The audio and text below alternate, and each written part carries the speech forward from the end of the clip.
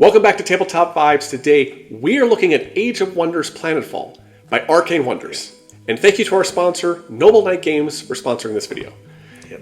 Adam, what'd you think? So this is a, outcoming board game here, but it's based off of a video game. Yep. And so the video game that it's based off is Age of Wonders Planetfall, the 5th installment in the series by Triumph Games and published by Parax Games, I believe. Triumph Studios. Triumph Studios, Parax Games, they put out Age of Wonder Planetfalls. Yep. The video game. We haven't played it. Never played it. I've heard good things about it. But the game was really good. Yeah. Yeah, really fun game, really fast. We played it in about 20 minutes, 2-player. So it's a 6-player game, and it's card drafting. Yeah. Yeah, 100% card drafting, but it's public card drafting. All the cards are out there. So basically with this game, you are in a ship, and it's basically, here are 7 planets, and you're going to make 2 run-bys, and you're going to do a smash and grab, and you're just going to grab basically whatever you can. There's technology cards, Yep. there's bad guy cards, there's location cards, and there's energy. Yep. And then all of these combine together to make up your goods and your resources to spend on your ship to fight bad guys, to fly to different planets. And you only get 2 cards per planet. Right. Because, you fly once, you pick up stuff. You fly again, you pick up stuff. By that time, the locals, they're done. They're figuring out what's going on, and they're going to defend their planet. Yeah. And the crazy, fun other part about this is there's 3 areas of cards. I don't remember what their stages are called. Or their stages. It's just 1, 2, and 3. I think. Yeah. And depending on where you play in those 1, 2, and 3, initiative order entails. Right. So if you pick, go for it. Yeah. So if you play further down in the card location, like zone 3, it will change your turn order later on. Right. So there is a bit of strategy involved there, trying to figure out where you're supposed to play in terms of if turn order is more important to you in the following turn you're playing. Right. So on the first stage 1, you get 4 cards drawn out there for a 2-player game. Stage 2, you get 3 cards, and then stage 3, you get 2 cards.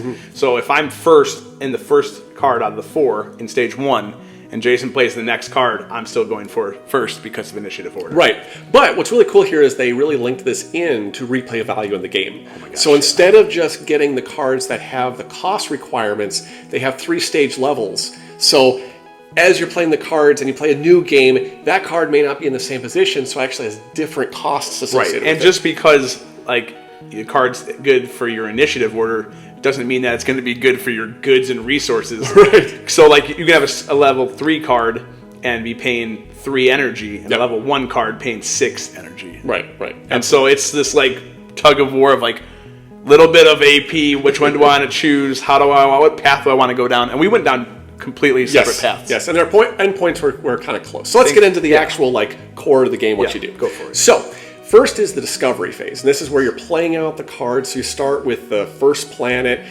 You have your asymmetric character in front of you. I forgot to mention that. You have asymmetric powers. An A side and a B side. Right. We found out that the you want B-side's more fun. You want to play B side. Yeah, B side's more fun. So then it's your discovery. You put out all the cards. Then it's your income stage. So if you had any cards that you claimed, you don't have any in the first turn, you get whatever upkeep. Usually this is more energy or more military, more power for your different levels. You have experience, strength, and energy. Yeah. Then you have exploration part 1, where you go around and every one of you puts your ship on a card. Right. And then you all simultaneously resolve the cards, again pulling back and creating a new turn order. Then you have exploration part 2, where you put out your tokens again, your ships again, pick a second level cards. Yeah. Then it is the migration / card removal / cleanup phase, where you remove all the existing cards. So it's 1 turn is really fast. There's 7 turns. It is. I mean, as long as you don't get entrapped by AP, it's a very fast turn order and cleanup phase, because you're just putting out the next deck of planet, which is number 2, and what is it? 9, 10 cards. Right. So then the cards themselves. So we have the unit cards. These are, the local creatures or militia or whatever that you're going to basically have 2 options. 1, you can use your military power to grind them into dust and create energy out of them, because, that makes total sense. It's useful. Yeah.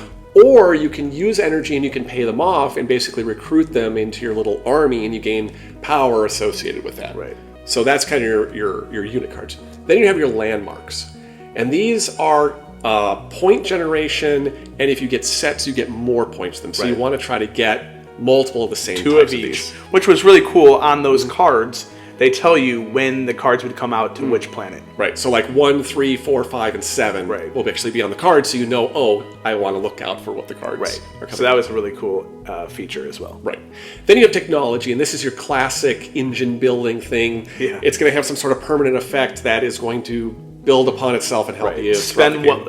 When you buy a card, you get one less strength off of it to have to pay for, or gain energy when you do this, or end of the game for every single strength that you have, you get a point. Things like that. Right. And then the last one is your pickup or your energy cards, and this is where you're just going to get the card, and either you have two choices on most of the cards.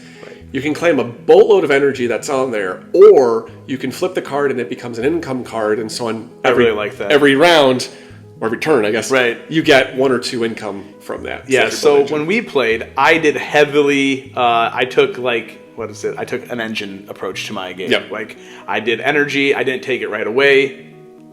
I mean, I lost, so did it really work out? I thought it was pretty good. It's pretty good. But every income phase, I was getting 1, 2, 4, 8, energy every income phase, and then I was playing cards that helped me subtract stuff off, and then Jason was fighting people. So, but first I was doing the operations. Oh yeah. So that's another place you can go to. You can always go to the operations. These are another area that's not cards, it's actually part of the board itself. Yeah.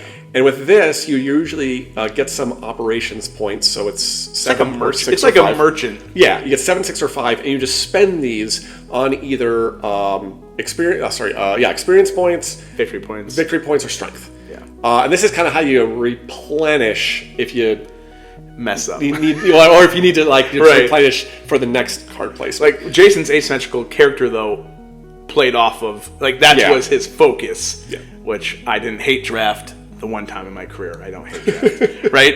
And Jason got a really good card, but my person was based off technology, giving me more energy. Right. So and so I think we came down to, I had 29, you had 36. It was like a 5-6 point difference.